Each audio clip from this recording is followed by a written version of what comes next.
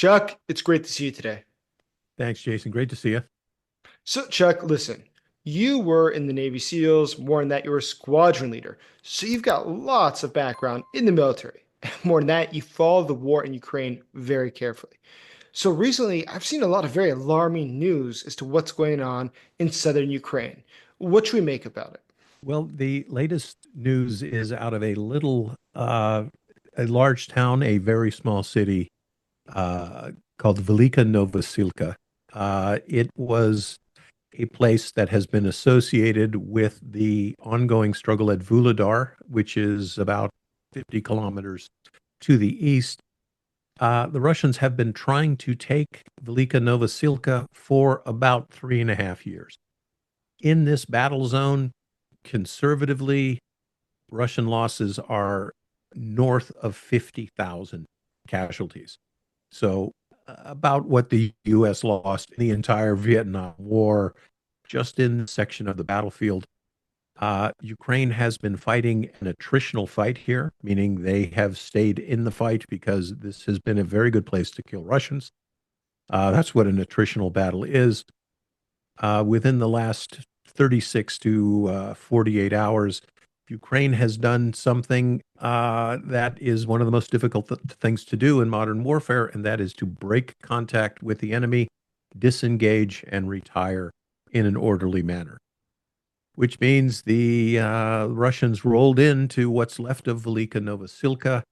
Again, around this place, they've got 50,000 people in the ground.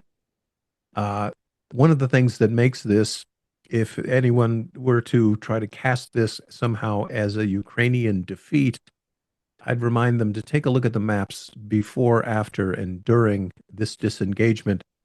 Ukraine fought and held portions of the city for a number of weeks that Russia controlled every road into the city, but Ukraine still held it. They finally realized the game is not worth the candle, and the Russians have inherited another pile of rubble. Typical. So, what else do you see on the map? What else has been happening in the last few days or weeks that you think is really important to take note of? Well, one of the things I always keep my eye on is the Ukrainian incursion into Kursk. They still maintain pretty solid control over an area larger than 400 square kilometers. I don't think the Ukrainians are going to get kicked out of Kursk this winter. Vladimir has missed his first deadline, which was 20 January. I guess he thought he was going to go to the inaugural balls. The Ukrainians are still holding on to Kursk. And when you look at the map of the Kursk incursion, you can see a series of converging highways within the Ukrainian salient, which means their ground lines of communication and supply are solid. I would say unimpeachable, as much as something can be unimpeachable in war. And we also know that the casualty rate for North Korean soldiers who entered the fight in Kursk, they've lost about 38% of their total number of force, which was about 10,000. And a recent estimate is that they've actually lost 40%, and that's 4,000 casualties. That's not a great debut for the North Korean allies. But it seems, from what I've seen in the news, that it's not just the North Koreans. There could actually be Chinese soldiers already trying to help the Russians, placed within Russia, not yet on Ukrainian territory. But either way, a very bad sign if China really is becoming involved in the war. What do you think? Does it seem like it's probable, or is it just simply a rumor? I tend to think we've taken a look at the videos. The gentleman is speaking idiomatic Chinese language, full command of the language. So who is he or they? Are they Chinese volunteers? I mean, was he a Chinese citizen who just flew to Russia and walked into a recruiting station? Has he any affiliation with the Chinese armed forces? I mean, we don't know. But the one thing I do know is someone is trying very hard to give you and I and everyone else the impression that the Chinese military is somehow involved in the Ukrainian war. I'm not ready to go that far yet, but I am willing to accept the videos that I've seen that we're talking about a person with Chinese language capabilities, not Korean, and listen to what he says. Things like, let's go, I'm with you, let's fight. And you can see why the Russians would want to populate our ears with that message.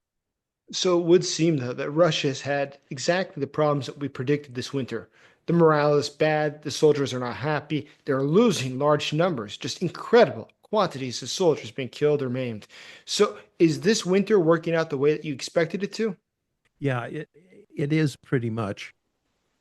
In places where you get these Russian gains, and I don't want to even call them gains, because we're looking at 420,000 Russian casualties over 2024, wherein the Russians, for all of that blood, treasure, equipment, material, fuel, ammunition, they captured a little bit less than Los Angeles County, right? So that's not winning, but they have gained in places.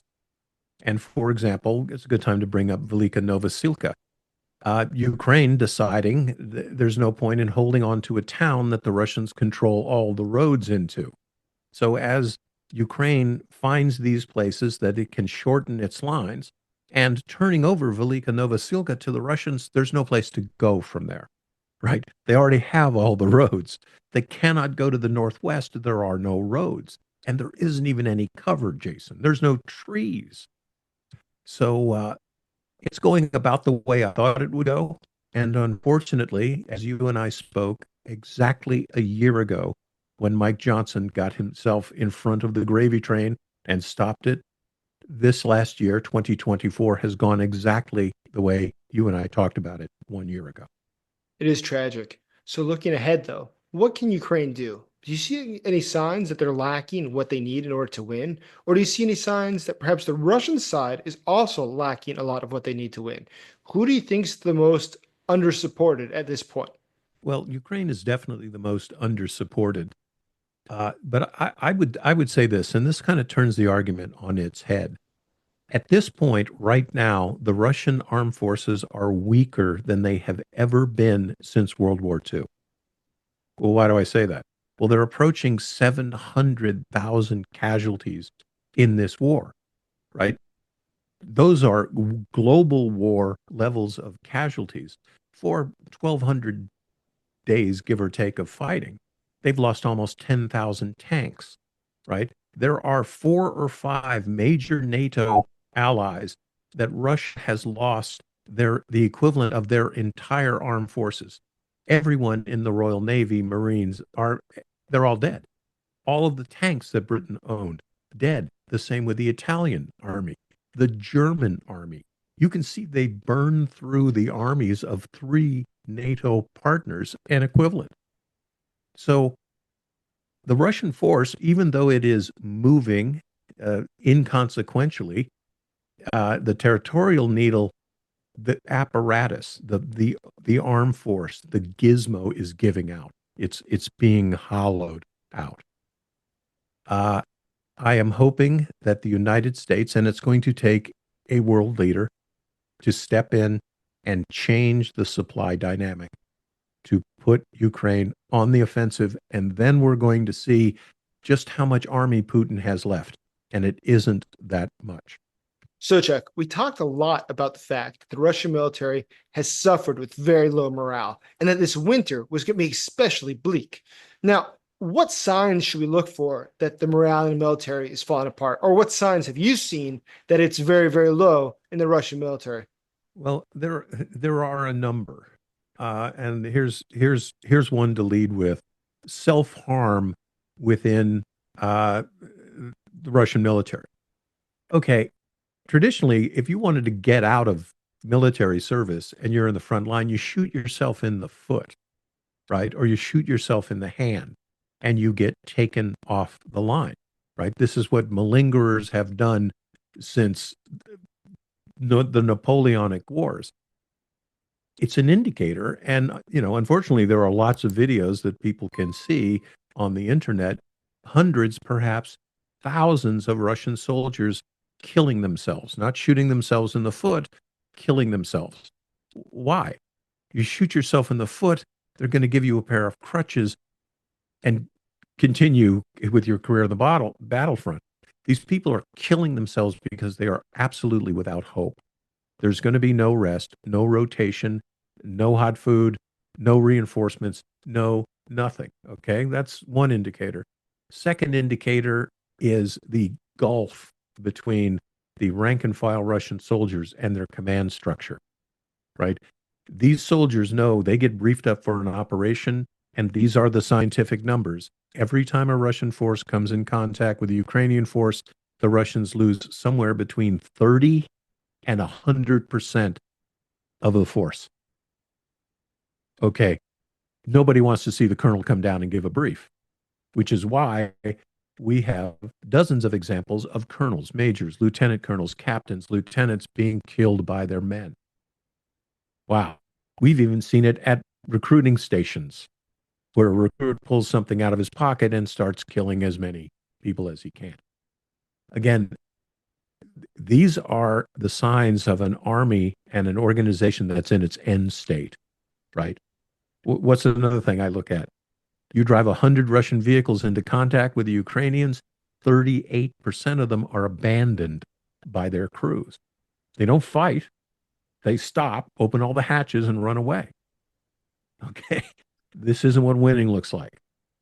So you take all the morale problems, and now you add the toughest season to fight a war, which is winter, right? General winter. The climate is your enemy. And Ukraine, as you know, we've got a lot of winter left. So we'll see how it's going for the Russians. Come the worst month for me is March. That's the worst month. And why is that? Why is March the worst month? Well, you get this miserable hope that the winter is over, and it is not, but you'll get 3 days of rain and then 4 days of ice cold temperatures. It's the time that the roads all get churned up in mud and then freeze into those crazy shapes like badly laid concrete. And there is a real problem in the winter when a shell hits hardened earth that's as hard as concrete. It's like shrapnel. And a shell that might do little damage in the summertime landing in a plowed field, in the winter, it's like hitting concrete. But these are all problems that the Russian military knows very well, right? Their guys are cold, tired, miserable, and frankly, they're fed up. So we'll see. There is going to be a collapse. It's going to absolutely happen. When? I can't say yet, but I promise you, there's going to be big unit-wide collapses in the Russian armed forces. Well, it certainly seems that things are not going very well for the Russian military. Do you think that there is a strategy or a plan that they have where they could still take Kyiv? And how would that look? Everything in my training has taught me to never underestimate your enemy. Never. Always assume he's smarter than you and he knows twice as much as you do. But I'm going out here, and it's not very far on a limb. This war is unwinnable for Russia. They don't have a spring offensive planned where they are going to roar across the frontier in 5 places and converge on Kyiv. They are no longer capable of conducting coordinated large-scale ground maneuver operations. They can't do it. Who am I? I mean, okay, Chuck, yeah, says you. The biggest operation that I monitored lately, and there's been some other big ones, but I like pointing about this one. Up in Kupiansk, the Russians sent a battalion-sized force, notable for its size, 900 people, to get to the Oskil River. They approached in a group, mass, that's good, and one of the principles of warfare. As they got to the river, they split. Okay, now they've got half as much force. They maneuvered and they put a swamp between the 2 prongs of the attack. So they're no longer supportable. They kept probing at the Ukrainians. 22 minutes later, Jason, they were all dead. 900 Russians annihilated in 22 minutes. Okay, that was not a one-off. They're not capable of doing this anymore. They've got no Omar Bradleys. They've got no George Pattons. They've got no General Grants. They've got a bunch of clowns who've been in on the military grift. They lack the command bandwidth and talent, and their soldiers are tired, wrung out, undertrained, and there's nobody from corporal to colonel general who can pull this off anymore. This war is a quagmire for for Putin. Well, it seems it's not just on the battlefields. We've seen in recent months that it's been said that Ukraine has been able to assassinate Russian soldiers and Russian officers looking at other countries, including within Russia, but also in Africa. And it actually sort of reminds me of some of the stories you've told me before about your time in the Navy SEALs. So, what have you seen the Ukrainians doing recently internationally? And what have you yourself done that might have some parallels to that? I'll start with the historical background. So, in the mid to late 80s, there was a big section of my portfolio as a SEAL Team 6 squadron leader. There were a lot of Russian based, funded, trained terrorist groups like the Bader Meinhof gang, like the Brigade Rose, like the Red Army faction. These were they were revolutionary Marxist organizations, but they were nihilistic terrorists. These were people who were shooting up airports. They were hijacking aircraft. They were hijacking cruise ships, although that was the PLO. We spent a lot of time deployed in foreign countries stalking these enemies of NATO and bringing them book, I would say. But what we've seen in Mali, which is another place in sub-Saharan Africa, one of the things Putin was able to do after the Wagner mutiny, he took all these people and he sent them to Africa, sub-Saharan Africa, to the dictator du jour, where Wagner provides security and slave labor management for the exploitation of natural resources. In something I loved to watch, this a couple of months ago, we are getting all this film out of Mali, and it showed drone warfare and snipers and special operations activity directed against Wagner advisors to the dictatorship. That's what rang a bell with me.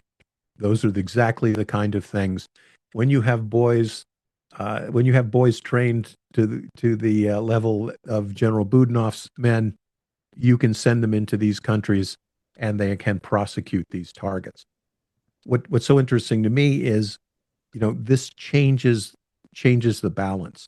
Those Wagner guys thought that Mali was a permissive environment, right? They were just going to go there and go into villages and fix bayonets and make everyone work in a gold mine.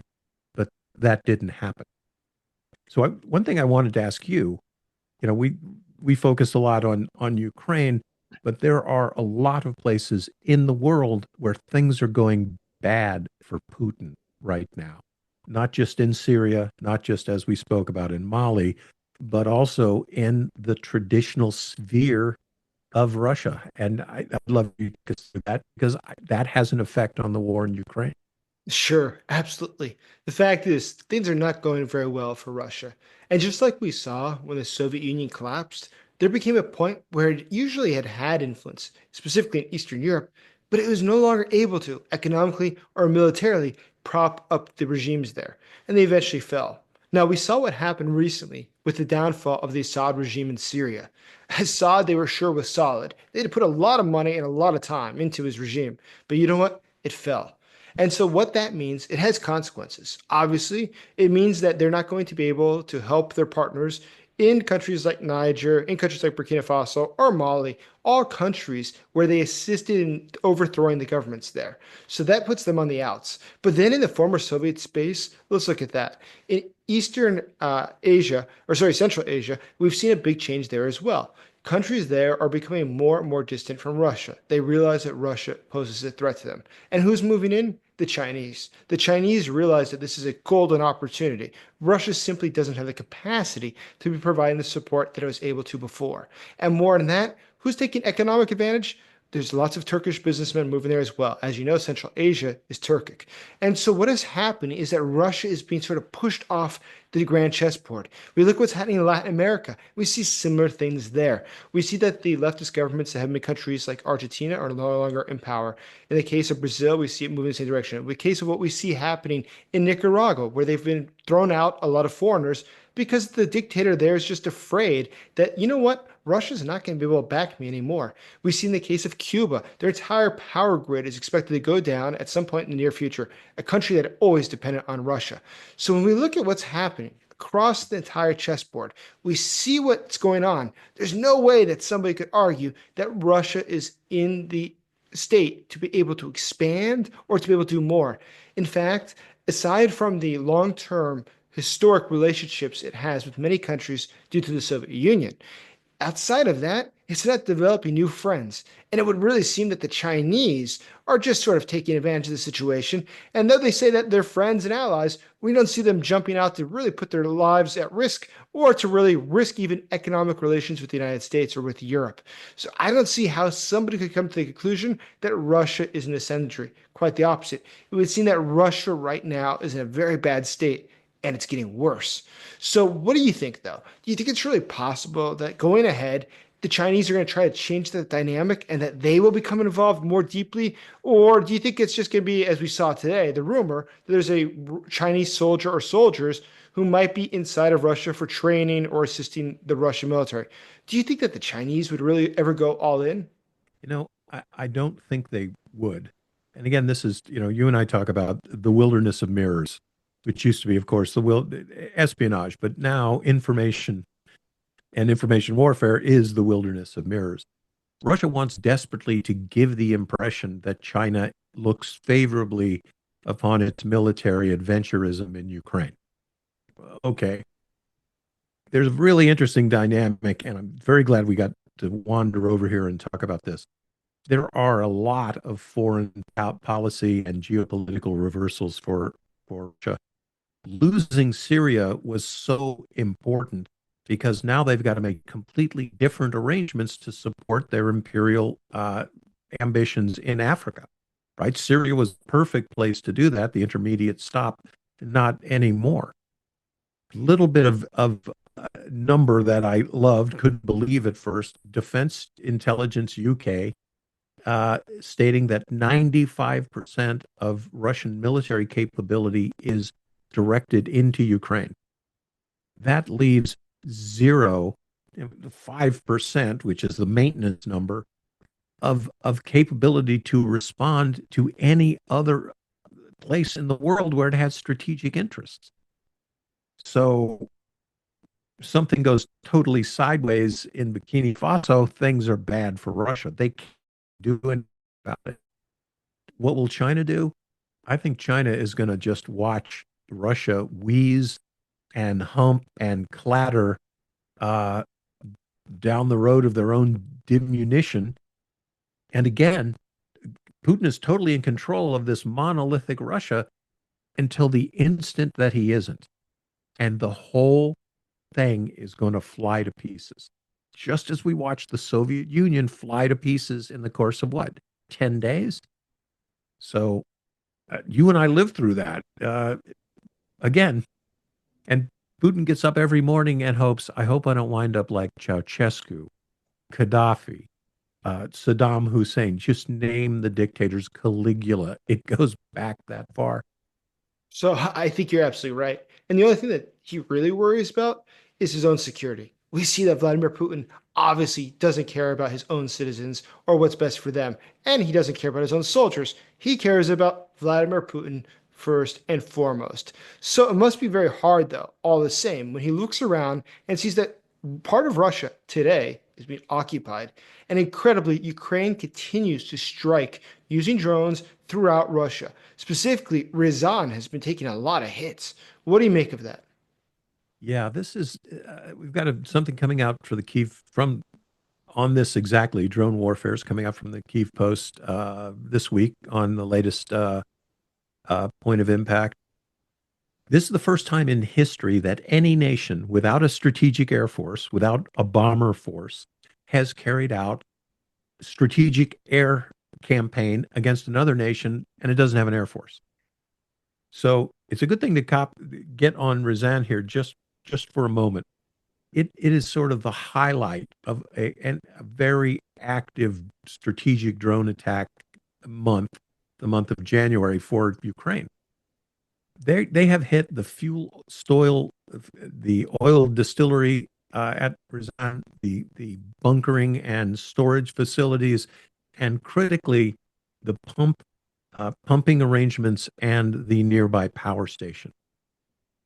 What that has done is it started fires. They've destroyed distillation equipment. They've started fires in the storage areas, and by destroying the pumping station, Russia can't drain threatened oil tanks. They just have to sit there and wait for them to burn. With the power station out, it's very difficult for them to combat the fires. One thing that, again, I'd like people to realize this as well. They hit Razan earlier in the week, then they hit it again, and they're likely hitting it again a third or fourth time as you and I are talking. And here's a little victory that is underscored. They are clobbering Razan because there are no more Russian air defenses there. That is a naked, wide open target.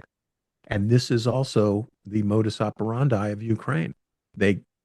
The fast-moving turbojet rocket-powered drones like the Plantier come in, whack out the sensors, whack out the air defense in classic suppression of enemy air defense, and then in come the strike zones, timed to the second.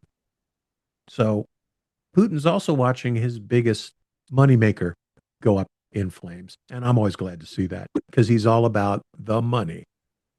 Ultimately, that's it. Vladimir Putin is interested in money. It's self-interest. And his country, without money, it has big problems. Keep in mind, the Russian economy itself is really on the brink, and it's not clear what's going to happen next. And that's probably one of the best things that I see happening right now for Ukraine is simply that Russia's capacity internally is diminished. Every day it's getting worse. And at any point, we could expect to see hyperinflation or some sort of other economic disaster that would simply take the Russian military off the chessboard. So what else are you seeing now, Chuck, that we should be paying attention to? I don't expect any major military changes until possibly the height of summer. I see Ukraine in a defensive posture, although that isn't quite the way it sounds. They're fighting attritional battles. And one thing you never want to be in any sort of combat situation is you don't want to be predictable, right? You don't want to have a tell. You don't want to, telegraph your haymaker. You want to be unpredictable. But the Russians are never unpredictable. They conduct daylight attacks in mid-morning along the same avenues of approach, and they do it again and again and again, and they get their butts kicked. So by saying, and it's technically true, that Ukraine is on the defensive, look at the red contact points everywhere along the zero line. That means the Russians have shown up and they get their butts kicked. The Kremlin doesn't want to hear that the local commander is not attacking.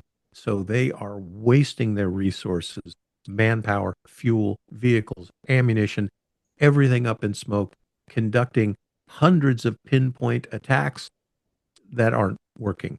And Jason, they are unable to unite those forces and conduct large-scale operations. I haven't seen one.